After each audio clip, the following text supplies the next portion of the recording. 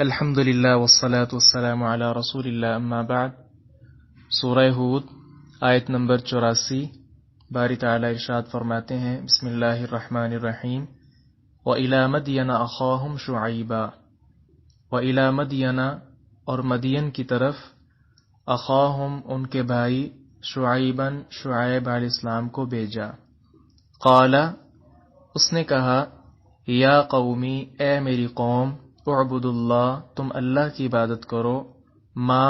نہیں ہے، لکم تمہارے لیے، من الہ کوئی بھی معبود، غیرہ اس کے علاوہ، ولا تنقصوا اور تم کمی نہ کرو، المکیال ماپ میں، والمیزان اور تول میں، انی بے شک میں، اراکم تمہیں دیکھتا ہوں، بخیر اچھے حال میں، وانی اور بے شک میں، اخاف ڈرتا ہوں، علیکم تم پر، عذاب یوم محیط گھیر لینے والے دن کے عذاب سے۔ اور مدین کی طرف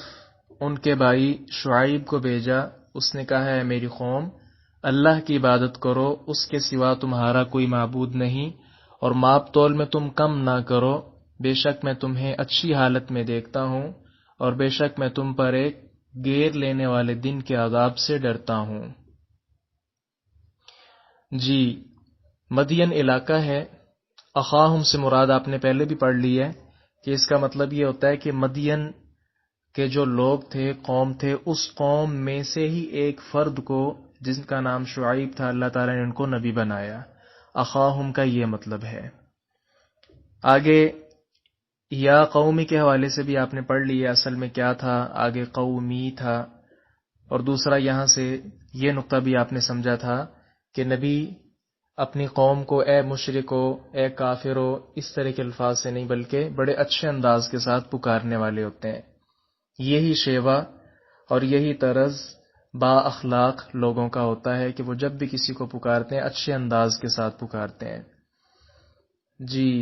تو یہ سارا تفصیل سے واقعہ سورہ اعراف آیت نمبر 85 تا 93 تک، اور اسی طرح سورہ شعراء آیت نمبر 176 سے 190 تک، یہ سارا واقعہ وہاں بھی بیان ہوا ہے، وہاں ذرا زیادہ تفصیل ہے، آپ وہاں سے بھی دیکھ لیں۔ تو یہ جو مکیال اور کیل ہے، ولا تنقصوا المکیال، مکیال جو ہے یہ مقرر کردہ برتنوں کو کہتے ہیں، جیسے پہلے دور میں چلتے تھے صاع، ٹوپا جو ہوتا ہے،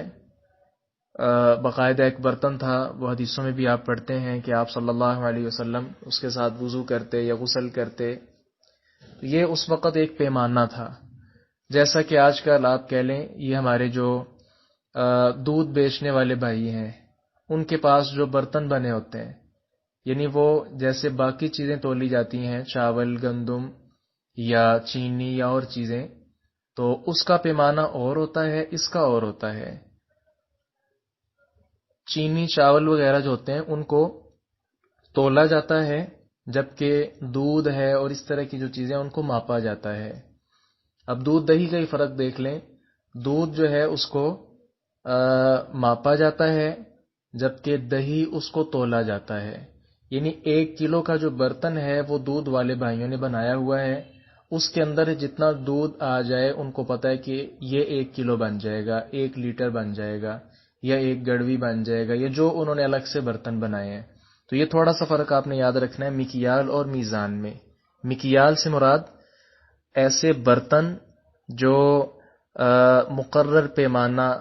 اس کے مطابق ان کو بنا لیا جائے، اور میزان عام ترازو ہے جس سے عام کوئی بھی چیز تولی جاتی ہے۔ تو یہ تھوڑا سا فرق آپ نے یاد رکھنا ہے۔ تو یہ جو شعیب علیہ السلام ہیں، اہل مدین کی طرف جو بھیجے گئے ہیں، بہت زیادہ اچھے انداز کے ساتھ گفتگو کرنے والے ہیں۔ بعض نے ان کا لقب بھی لکھا ہوا ہے کہ آپ کو، آپ کے جو اچھی خطابت تھی اس وجہ سے آپ کو خطیب الانبیاء بھی کہا جاتا ہے۔ تو بڑا پیارا ان کا انداز تھا بات کرنے کا اور بات سمجھانے کا، علیہ الصلاۃ والسلام۔ ان کی قوم میں سب سے بڑا ظلم اور جرم اور گناہ وہی ہے جو اللہ تعالیٰ کے ساتھ شرک ہے، اور اس کے بعد جو ہے یہ لوگ خاص جو ان کا ظلم تھا وہ ماپ تول میں کمی کرنا ہے. تو یہ آپ علیہ الصلوۃ والسلام ان کو یہاں سے متنبہ کر رہے ہیں کہ مجھے ڈر ہے کہ تم بہت زیادہ اچھے حال میں ہو. مراد یہ اللہ تعالیٰ نے آپ کو بہت زیادہ نعمتیں دی ہیں، تو تمہارے ایسا نہ ہو کہ گناہوں کی وجہ سے یہ نعمتیں تم سے چھن جائیں، اور اسی طرح تم جو ہے اللہ تعالیٰ کے دردناک عذاب جو ہے آنے والا اس کی گرفت میں آ جاؤ. اس لیے ان کو خبردار کیا جا رہا ہے. آگے دیکھیں، وَيَا قَوْمِ، اور اے میری قوم، اوفو، تم پورا کرو، المکیال، ماپ کو، والمیزان، اور تول کو، بالقسط، انصاف کے ساتھ، ولا تبخسوا، اور تم کم نہ کرو، کم نہ دو، الناس، لوگوں کو، اشیاءہم، ان کی چیزیں، ولا تعثوا، اور تم نہ پھرو، فی الارض، زمین میں، مفسدین، فساد مچانے والے. اور اے میری قوم، ماپ اور تول انصاف کے ساتھ پورا کرو،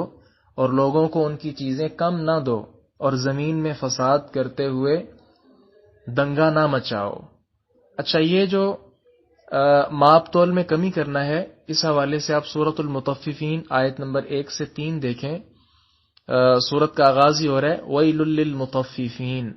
الَّذِينَ إِذَا اكْتَالُوا عَلَى النَّاسِ يَسْتَوْفُونَ وَإِذَا كَالُوهُمْ أَوْ وَزَنُوهُمْ يُخْسِرُونَ. بڑی ہلاکت ہے. ویل جو ہے نا، اس کے دو مطلب کیے جاتے ہیں. ایک تو ہلاکت ترجمہ اس کا کیا جاتا ہے، دوسرا اس کا ترجمہ کیا جاتا ہے کہ جہنم میں مختلف وادیاں ہیں، اور ان میں سے ایک وادی اس کا نام ہی ویل ہے. تو ویل ہے اس کے لیے، یعنی وہ جہنم کی جو وادی ہے وہ ہے اس کے لیے. کس کے لیے؟ ماپ تول میں کمی کرنے والوں کے لیے. وہ لوگ جب لوگوں سے ماپ کر لیتے ہیں تو پورا لیتے ہیں، اور جب انہیں ماپ کرایا تو پھر انہیں کم تول کر دیتے ہیں. اور اسی طرح سورۃ الدہر آیت نمبر 7 میں فرمایا یوفون بالنذر ویخافون یوما کان شرہ مستطیرا،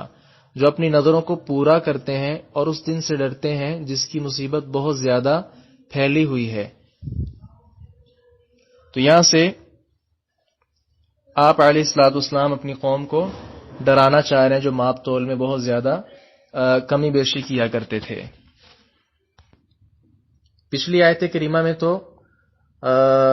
عام حکم دیا تھا نا کہ وَلَا تَنْقُصُوا الْمِكْيَالَ وَالْمِيزَانَ، ماپ تول میں کمی نہ کرو. لیکن اس آیت میں کیا کہا کہ وَيَا قَوْمِ أَوْفُوا الْمِكْيَالَ وَالْمِيزَانَ بِالْقِسْطِ، یعنی مزید تاکید کر دی کہ ماپ اور تول پورا کرو، نہ دیتے وقت کم دو، نہ لیتے وقت زیادہ لو. جی آگے فرمایا وَلَا تَبْخَسُوا النَّاسَ أَشْيَاءَهُمْ. پہلے ماپ تول کا خاص ذکر کیا ہے، لیکن اب وَلَا تَبْخَسُوا النَّاسَ أَشْيَاءَهُمْ کہہ کر اس کو عام کر دیا ہے. یعنی کوئی چیزیں ایسی ہوتی ہیں جو میٹروں کے ذریعے پہچانی جاتی، جیسے کپڑا ہے میٹر کے حساب سے لیا دیا جاتا ہے. اسی طرح اور کچھ ایسی چیزیں ہیں جو گننے کے ذریعے ہوتی ہیں، درجن کا حساب ہے مثال کے طور پہ. تو اس طرح کی کوئی اور چیز بھی نکل آئے تو ہر چیز میں ہمیں حکم کیا ہے، اور ان کو بھی حکم کیا تھا وَلَا تَبْخَسُوا النَّاسَ أَشْيَاءَهُمْ، کہ ہر چیز میں جس طرح کی بھی وہ چیز ہے، دینا ہے تو کم نہیں دینا، لینا ہے تو زیادہ نہیں لینا. اس چیز کا حکم موجود ہے. وَلَا تَعْثَوْا فِي الْأَرْضِ مُفْسِدِينَ. وَلَا تَعْثَوْا، عَافِیَ یعثا اسی سے لا تعثوا ہے. اس کا مطلب ہوتا ہے حد سے بڑھ کر فساد کرنا. تو یہ ان کی عادت سیئہ تھی کہ ماپ تول کے خلاف اگر کوئی شخص احتجاج کرتا تو سب مل کر اس پر حملہ کرتے. اسی طرح موقع ملتا تو ڈاکے بھی مارتے اور لوگوں کی چیزیں وہ چھین کر لے جاتے. تو خلاصہ یہ ہے کہ شعیب علیہ السلام انہیں ہر قسم کے فساد سے منع فرما رہے ہیں.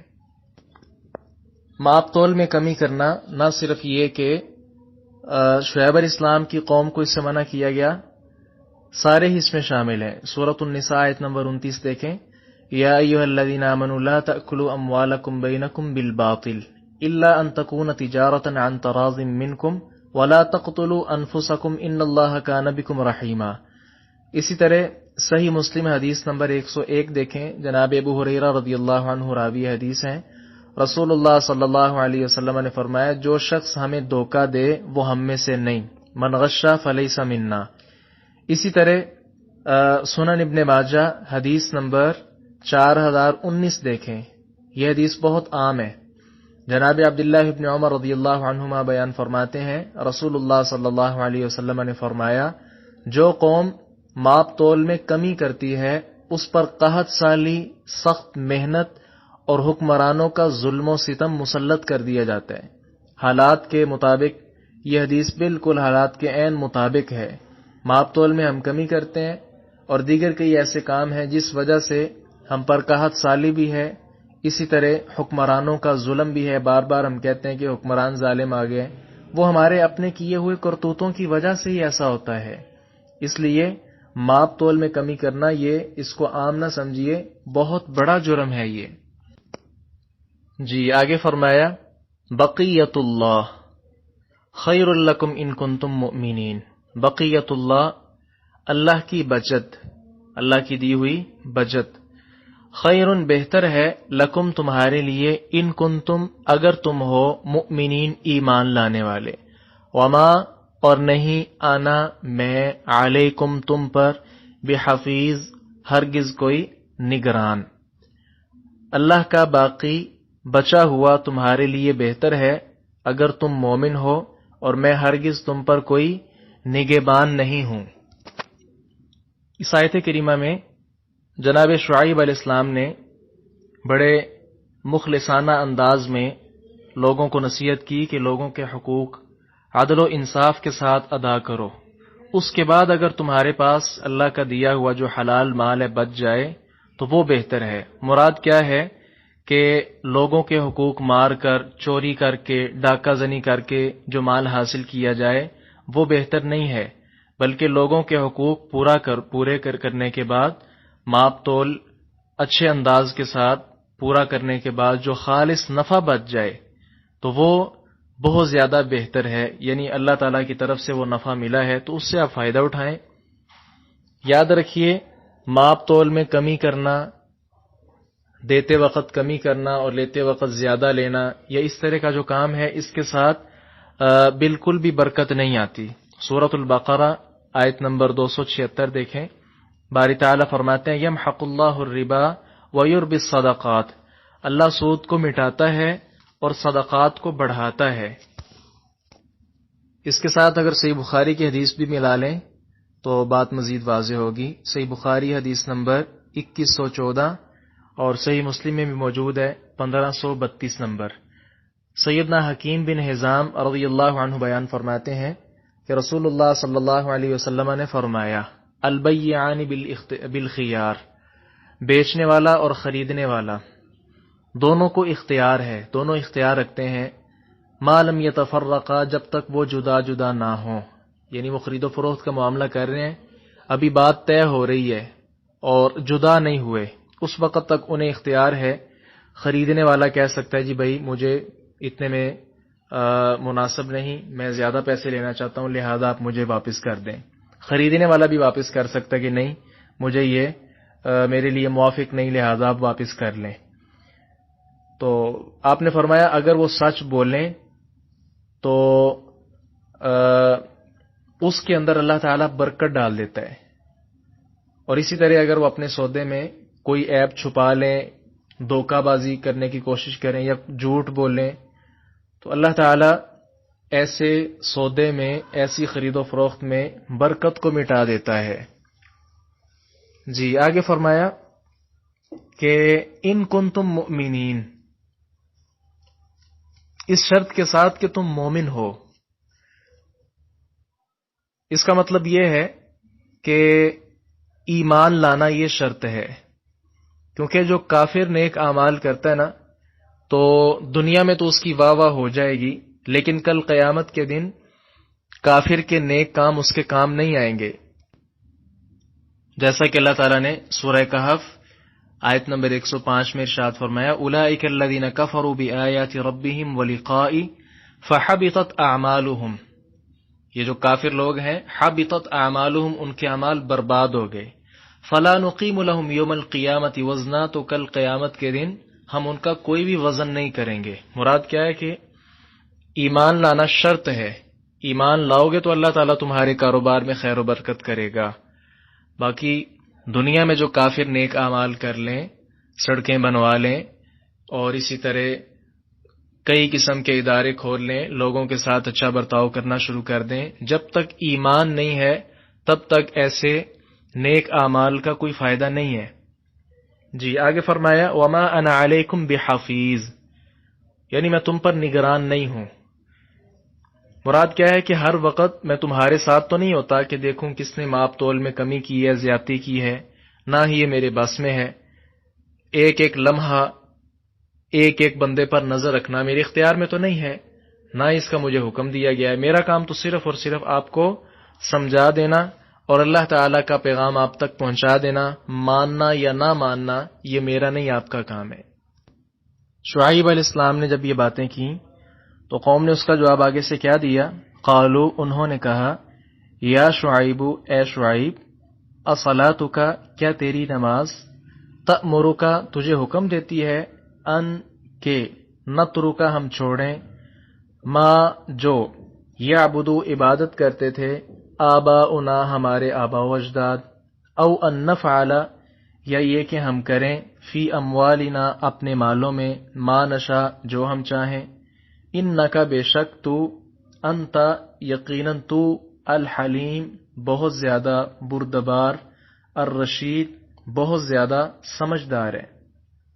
انہوں نے کہا اے شعیب، کیا تیری نماز تجھے حکم دیتی ہے کہ ہم انہیں چھوڑ دیں جن کی بات ہمارے باپ دادا کرتے تھے، یا یہ کہ ہم اپنے مالوں میں کریں جو چاہیں؟ یقیناً تو نہایت بردبار اور بڑا سمجھدار ہے۔ سیدنا شعیب علیہ السلام چونکہ کثرت سے نماز پڑھتے تھے اور ذکر الہی میں مشغول رہتے تھے، اس لیے کافروں نے کیا کہا کہ کیا تو اپنی نماز کا دائرہ عمل اس قدر وسیع سمجھتا ہے کہ دوسروں کے مذہبی اور مالی معاملات میں بھی دخل دینا شروع کر دی ہے؟ ہماری مرضی ہے، جس کی چاہیں پوجا کریں، جس کی چاہیں بندگی کریں، یہ ہمارے اپنے ہیں، جس طرح ہم چاہیں اپنے مالوں میں تصرف کریں، جائز ناجائز جیسے چاہیں کمائیں، کوئی ہمیں ٹوکنے والا کیوں ہے؟ یاد رکھیے یہ وہی سیکولر سوچ ہے جو آج کل بھی چل رہی ہے کہ نماز اور دین ہر شخص کا ذاتی مسئلہ ہے، مملکت اور دنیا کے معاملات میں اللہ تعالیٰ کے احکام کے ہم پابند نہیں۔ یہ بات حتمی ہے کہ سود دین اس سے روکتا ہے، مگر چونکہ ساری دنیا کی معیشت اسی پر چل رہی ہے، اس لیے دین کا اس سے کیا دخل؟ اس بنیاد پر، سیکولر سوچ پر، اس گندی فکر پر، پھر کوئی چاہے شرک کرے، کفر کرے، موحد ہو، اللہ کو مانے، اس کا انکار کرے، کسی سے کوئی غرض نہیں۔ بس مملکت کے جو قانون خود لوگوں نے، اکثر لوگوں نے مل کر بنا لیے ہے، بس اس کی پابندی لازم ہے، باقی کسی پر کوئی پابندی نہیں۔ حقیقت کیا ہے کہ اللہ تعالیٰ کی یہ اس قدر بغاوت ہے، اس قدر اللہ تعالیٰ کی بغاوت ہے کہ اگر رسول اللہ صلی اللہ علیہ وسلم کی امت کے لیے دعا نہ ہوتی تو عذاب کب کا آ چکا ہوتا۔ جی آگے انہوں نے کہا انک لانت الحلیم الرشید۔ اس کے کئی مطلب ہو سکتے ہیں۔ ایک تو یہ ہے کہ تم خاندان میں تو بڑے بردبار، نہایت سمجھدار سمجھے جاتے ہو، پھر تمہیں کیا ہو گیا کہ تم بڑی عجیب عجیب باتیں کرنا شروع کر گئے ہو۔ دوسرا اس کا مطلب کیا ہے کہ ایسا انہوں نے مذاق اڑانے کے لیے کہا تھا، مقصد اس سے نہایت بے حوصلہ اور نادان کہنا تھا۔ صاحب کشاف نے، یہ کشاف جو ہے قرآن مجید کی تفسیر میں کتاب ہے، انہوں نے اس کی مثال بھی دی ہے اس معنی کی۔ لکھا ہے کہ اگر کوئی بہت زیادہ شخص بخیل ہو، کنجوس، تو اسے اگر کوئی آدمی کہے کہ تمہاری سخاوت کا کیا کہنا، اگر تمہیں حاتم تائی دیکھے تو وہ بھی تمہارے آگے سر جھکا لے، تو یہ اس کی مثال ہے، یعنی کسی کو اس کے جو مخالف صفت ہے اس کے ساتھ اس کو پکارنا اور اس کے ساتھ اس کو نیچ کرنا، زج کرنا، کہ تم بظاہر جو ہے بہت زیادہ یعنی سمجھدار نہیں ہو، تو اس وجہ سے انہوں نے آگے کیا کہا کہ تم بہت زیادہ بردبار اور بڑے سمجھدار ہو، مراد مذاق کے لیے۔ تیسرا معنی جو ہے یہ بھی مفسرین نے لکھا ہے کہ بس تو ہی ایک عقل مند رہ گیا دنیا میں، باقی ہمارے باپ دادا جو کچھ کرتے رہے ہم کرتے رہے، ہم سارے کے سارے احمق ہیں۔ تو یہ بھی ایک استہزاء اور مذاق والی صورت ہی بنتی ہے۔ اس کا جواب انہوں نے کیا دیا، آگے دیکھیں، قال، اس نے کہا، یا قومی، اے میری قوم، ارأیتم، کیا تم نے دیکھا، ان کنتو، اگر ہوں میں، علی بینۃ، بینہ پر، واضح دلیل پر، من ربی، اپنے رب کی طرف سے، ورزقنی، اور اس نے دیا ہو مجھے، منہ، اپنی طرف سے، رزقا حسنا، اچھا رزق، وما اریدو، اور نہیں میں چاہتا، ان کہ اخالفکم، تمہاری مخالفت کروں، وَإِلَى ما انہاکم، الی، اس کی طرف جاؤں، ما، جو، انہاکم، میں تمہیں منع کرتا ہوں، عنہ، اس سے، ان، نہیں، اریدو، میں چاہتا، الا الاصلاح، مگر اصلاحی، مستطعت، جتنی میں کر سکوں، وما، اور نہیں، توفیقی، میری توفیق، الا باللہ، مگر اللہ سے، علیہ، اسی پر، توکلت، میں نے توکل کیا، بھروسہ کیا، وإلیہ، اور اسی کی طرف، انیب، میں رجوع کرتا ہوں۔ جی، اس نے کہا، اے میری قوم، کیا تم نے دیکھا، اگر میں اپنے رب کی طرف سے ایک واضح دلیل پر ہوں اور اس نے مجھے اپنے ہاں سے اچھا رزق عطا کیا ہو، اور میں نہیں چاہتا کہ تمہاری بجائے خود اس کا ارتکاب کروں جس سے تمہیں منع کرتا ہوں، میں تو اصلاح کے سوا کچھ نہیں چاہتا، جتنی کر سکوں، اور میری توفیق اللہ کے سوا کسی سے نہیں، میں نے اسی پر بھروسہ کیا اور میں اسی کی طرف رجوع کرتا ہوں۔ اس آیت کریمہ میں جو ان کنت علی بینہ، یہ پہلے بھی آپ نے پڑھ لی ہے 2-3 مرتبہ، تو بینہ وہ دلیل ہوتی ہے جس کے ساتھ حق اور باطل الگ الگ واضح ہو جائیں۔ جی، رزقا حسنا، 3 چیزوں کے لیے لفظ استعمال ہوا ہے یہاں، ایک تو اللہ کی عطا کردہ نبوت، اور دوسرا حلال روزی، تیسرا جو ہے پاکیزہ اور صاف ستھری زندگی۔ تو یہ جو رزقا حسنا ہے، اس سے یہ بھی پتہ چلتا ہے کہ جناب شعیب علیہ السلام نبی ہونے کے ساتھ ساتھ حلال روزی کے ذریعے سے اچھے خاصے مالدار بھی تھے۔ جی، آگے جو کہا ہے وما اريد ان اخالفکم، اس کا مطلب ہے کہ جو تمہیں اللہ کے ساتھ شرک سے، ماپ تول میں کمی کرنے سے میں منع کرتا ہوں، اس کا ہرگز مقصد یہ نہیں کہ تمہیں تو اس سے باز رہنے کی تلقین کروں اور خود جو ہے اس کا ارتکاب کرتا پھروں، بلکہ تم سے جو بھی بات میں کہتا ہوں سب سے پہلے اس پر خود عمل کرتا ہوں۔ تو یہ آپ جانتے ہیں تمام انبیاء کرام علیہم الصلوۃ والسلام اور سلف صالحین کا یہی شیوا رہا ہے کہ سب سے پہلے جو بات کہتے اس پر خود عمل کرتے، اور پھر جو ہے آگے لوگوں کو اس کی بات کی تلقین کرتے، وگرنہ معاملہ بہت خطرناک ہے۔ صحیح بخاری حدیث نمبر 3267 میں دیکھیں، رسول اللہ صلی اللہ علیہ وسلم کے بارے جناب اسامہ بن زید بیان فرماتے ہیں کہ آپ نے فرمایا، یجاء بالرجل یوم القیامہ فیلقى فی النار فتندلق افتابه فی النار فیدور کما یدور الحمار برحاہ فیجتمع اہل النار علیہ فیقولون یا فلان ما شأنک الیس کنت تأمر بالمعروف وتنہانا عن المنکر قال كنت آمركم بالمعروف ولا آتیہ وانہاکم عن المنکر۔ آپ فرماتے ہیں کہ ایک آدمی کو قیامت کے دن لایا جائے گا اور آگ میں پھینک دیا جائے گا، اس کی انتڑیاں تیزی سے باہر نکل پڑیں گی، تو اس طرح گھومے گا جیسے گدھا اپنی چکی کے گرد گھومتا ہے۔ جہنمی لوگ اکٹھے ہو کر اس کے پاس جائیں گے اور کہیں گے، اے فلاں، تیرا کیا معاملہ ہے؟ تجھے کیا ہوا؟ کیا تو ہمیں نیکی کا حکم نہیں دیتا تھا اور ہمیں برائی سے روکتا نہیں تھا؟ وہ کہے گا، میں تمہیں نیکی کا حکم دیتا تھا لیکن خود نیکی نہیں کرتا تھا، برائی سے روکتا تھا لیکن خود اس برائی سے رکتا نہیں تھا۔ اس لیے انبیاء کرام، صحابہ کرام، سلف صالحین سب کا یہی شیوا اور منہج رہا ہے، تب تک وہ لوگوں تک بات نہیں پھیلاتے جب تک اس پر خود عمل نہ کر لیتے۔ آگے فرمایا، ان اريد الا الاصلاح ما استطعت، مراد یہ ہے کہ تمہاری اصلاح کرتا ہوں جتنی مجھ سے ہو سکتا ہے کہ تاکہ دنیا و آخرت میں تم کامیاب ہو جاؤ۔ اچھا، اس حوالے سے سورۃ الصف آیت نمبر 2-3 بھی سامنے رکھیں۔ یا ایھا الذین آمنوا لم تقولون ما لا تفعلون کبر مقتا عند اللہ ان تقولوا ما لا تفعلون۔ ایک تو بھی آپ نے حدیث پڑھ لی ہے نا، صحیح بخاری کی، دوسرا ساتھ یہ آیت بھی سامنے رکھ لیں، اے اہل ایمان، لم تقولون ما لا تفعلون، تم وہ بات کیوں کرتے ہو جو خود کرتے ہی نہیں ہو۔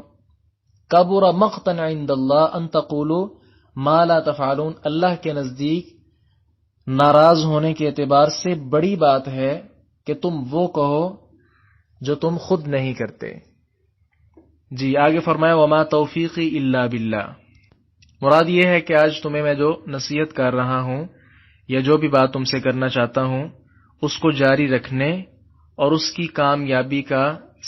سارا دار و مدار اللہ تبارک و تعالی پر ہے۔ جی آگے مزید فرمایا، وَيَا قَوْمِ، اور اے میری قوم، لا یجرمنکم، ہرگز تمہیں نہ اکسائے، شقاقی، میری مخالفت، ان، اس بات پر کہ یصیبکم، تمہیں پہنچے، مثل ما، جو اصابہ پہنچا، قوم نوح، نوح علیہ السلام کی قوم کو، او قوم ہود، یہود علیہ السلام کی قوم کو، او قوم صالح، یا صالح علیہ السلام کی قوم کو، وما، اور نہیں، قوم لوط، لوط علیہ السلام کی قوم، منکم، تم سے، ببعید، ہرگز کچھ دور۔ با محاورہ ترجمہ، اور اے میری قوم، میری مخالفت تمہیں اس کا مستحق ہرگز نہ بنا دے کہ تمہیں اس جیسی مصیبت آ پہنچے جو نوح کی قوم، یہود کی قوم یا صالح کی قوم کو پہنچی، اور لوط کی قوم بھی ہرگز تم سے کچھ دور نہیں۔ جی یہ جو لفظ ہے نا، شقاقی، میری مخالفت، تو شقاق، شقن، اس کا مطلب ہوتا ہے صاف مخالفت اور مقابلے پر اتر آنا۔ لا یجرمنکم کا ترجمہ آپ کوئی بھی کر لیں، تمہیں آمادہ نہ کرے، اسی طرح تمہیں نہ ابھارے، تمہیں اس بات کا مجرم نہ بنا دے، تمہارے لیے اس کا باعث نہ بن جائے، تو یہ سارے ترجمے ہی درست ہیں۔ آگے جو فرمایا کہ وما قوم لوط منکم ببعید، کہ لوط کی جو قوم ہے وہ تم سے دور نہیں ہے، تو یہ نوح علیہ السلام کی جو قوم غرق ہوئی، ہود علیہ السلام کی قوم جو ہے آندھی کے ساتھ تباہ ہوئی، صالح علیہ السلام کی قوم پر جو چیخ اور زلزلے سارے آئے، تو یہاں سے ان کو متنبع کیا جا رہا ہے کہ لوط علیہ السلام کی قوم تم سے کچھ دور نہیں۔ مراد کیا ہے کہ نہ اتنا عرصہ گزرا ہے کہ اللہ نے اس کو ہلاک کیا ہے، اور دوسرا جغرافیائی اعتبار سے تمہارا جو علاقہ مدین ہے یہ لوط علیہ السلام کی جو بستی ہے اس کے بالکل قریب ہے، تو یہ ڈرانا چاہ رہے ہیں اپنی قوم کو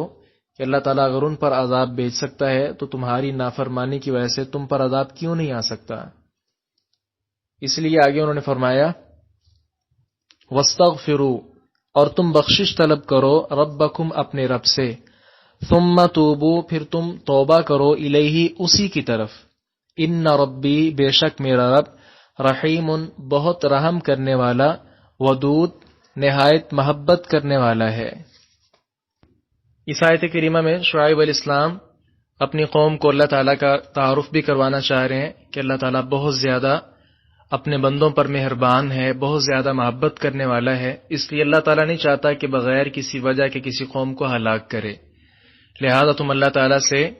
بخشش طلب کرو، معافی مانگو، گزشتہ اقوام کی طرح نہ بنو جس طرح انہوں نے اللہ تعالیٰ کا انکار کیا اور پھر ان پر اللہ تعالیٰ کی طرف سے عذاب کا کوڑا برسا۔ جناب شعیب علیہ السلام کی مخلصانہ نصیحت پر قوم نے آگے سے کیا کہا؟ قالو، انہوں نے کہا، یا شعیب، اے شعیب، ما نفقہ، ہم نہیں سمجھتے، کثیراً، بہت زیادہ، مما، ان باتوں سے جو تقولو، تو کہتا ہے، وَإِنَّا، اور بے شک ہم، لَنَرَاكَ، یقیناً تجھے دیکھتے ہیں، فینا، اپنے درمیان، ضعیفاً، کمزور، وَلَوْلَا رَحْتُكَ، اور اگر تیری برادری نہ ہوتی، لَرَجَمْنَاكَ، تو ضرور ہم تجھے سنگسار کر دیتے، وَمَا أَنْتَ، اور نہیں ہے تو، علینا، ہم پر، بعزیز، ہرگز غلبہ پانے والا۔ انہوں نے کہا، اے شعیب، ہم اس میں سے بہت سی باتیں نہیں سمجھتے جو تو کہتا ہے،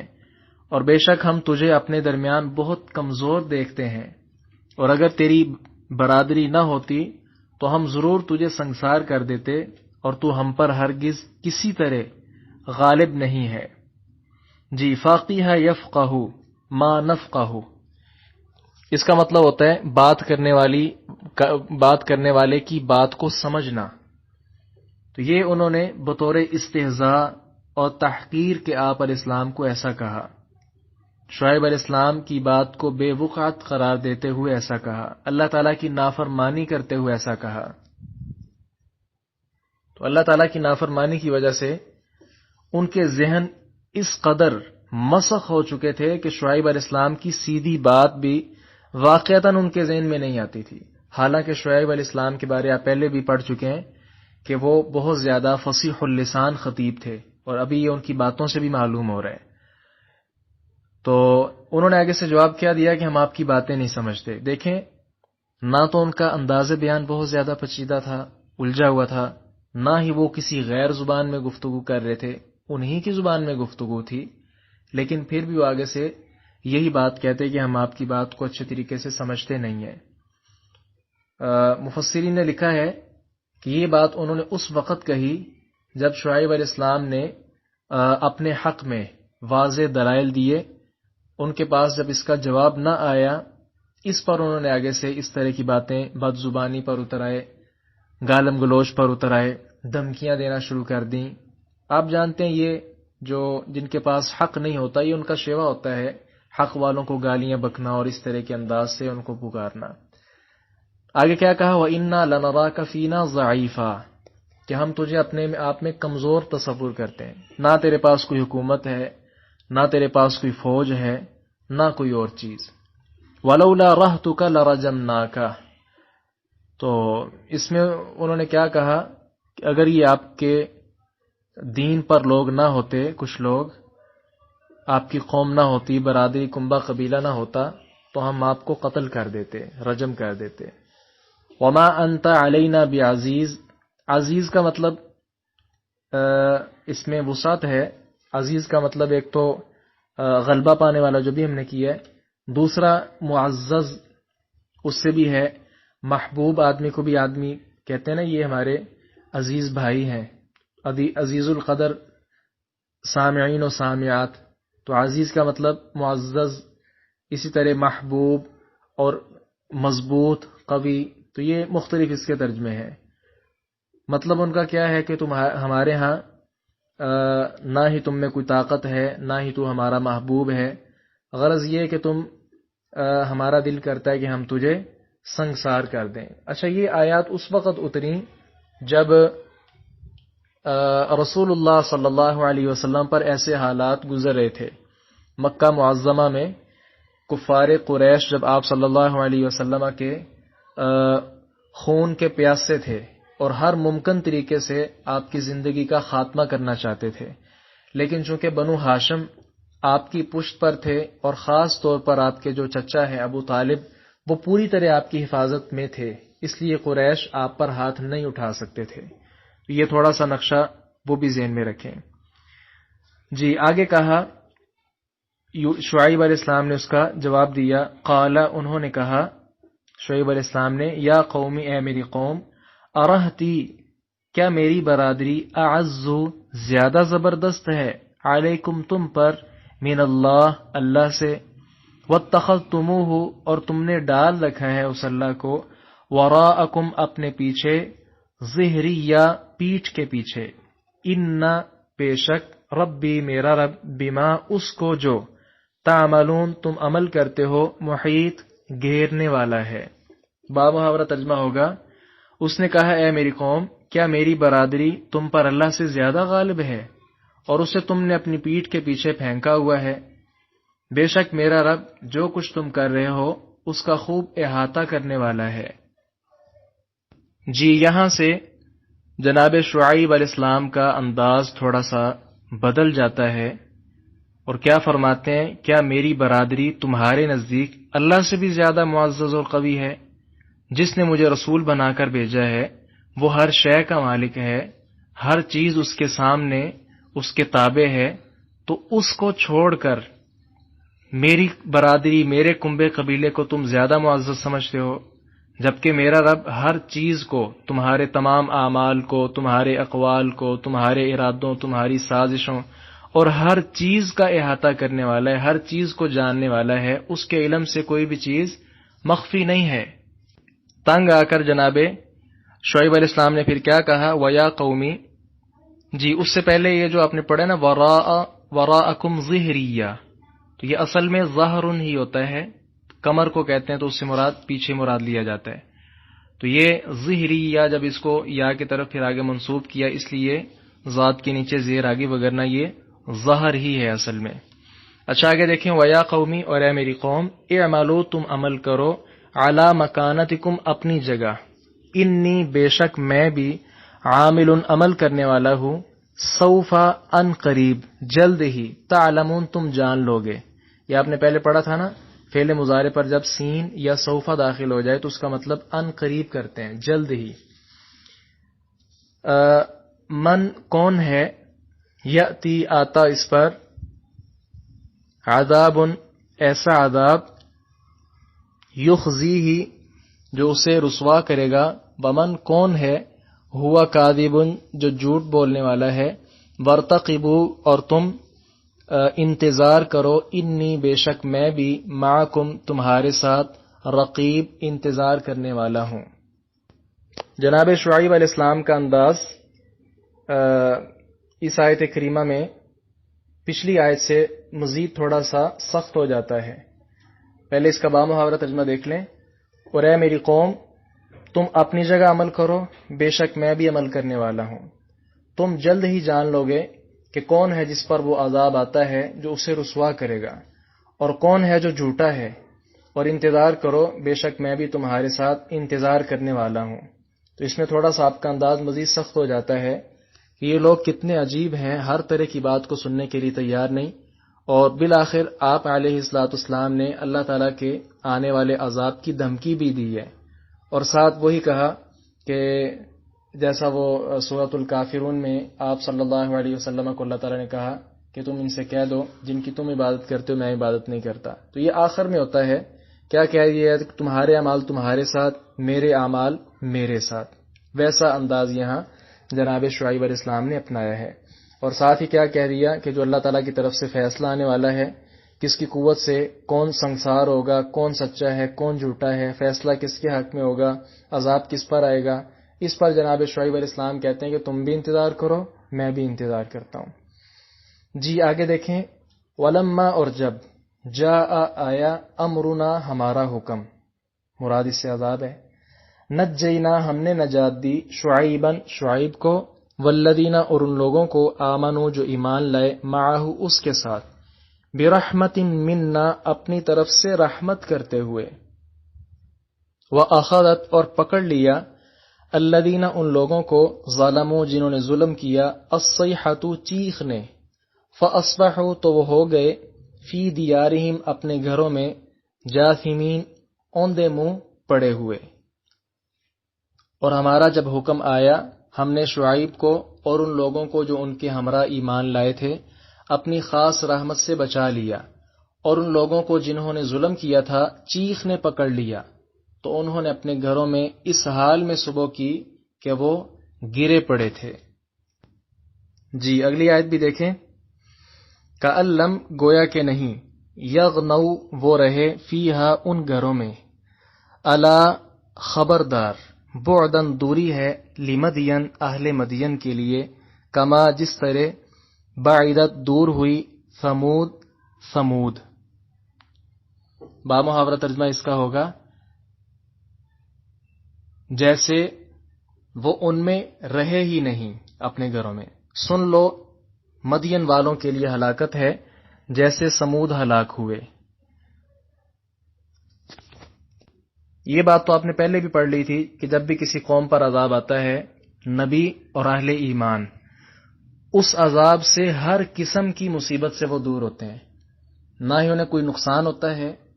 نہ ہی ان پر وہ آندھی برستی ہے، نہ ہی چیخ، نہ ہی زلزلہ، نہ کوئی اور کچھ۔ یعنی جو اللہ تعالیٰ کی طرف سے عذاب آتا ہے اس کے یہ اختیار میں ہی نہیں اس تیز آندھی کے کہ وہ اہل ایمان تک بھی پہنچے،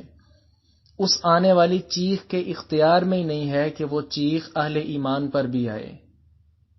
اسی طرح باقی چیزیں تو نبی بھی اور اسی طرح اہل ایمان بھی اس سے محفوظ ہو جاتے ہیں، جیسا کہ ہم نے پہلے اسی سورت ہود آیت نمبر 57 میں بھی پڑھا تھا۔ جی الا بعدا لمدین کما بعدت ثمود، اس سے مراد کیا ہے کہ جس طرح ثمود علیہ السلام کی قوم اللہ کی رحمت سے دور ہو گئی اپنے گناہوں کی وجہ سے، اپنی نافرمانیوں کی وجہ سے، تو یہی حال پھر جناب شعیب علیہ السلام کی جو قوم ہے اہل مدین، ان کے ساتھ بھی ویسا ہی ہوا جیسا ثمودیوں کے ساتھ ہوا۔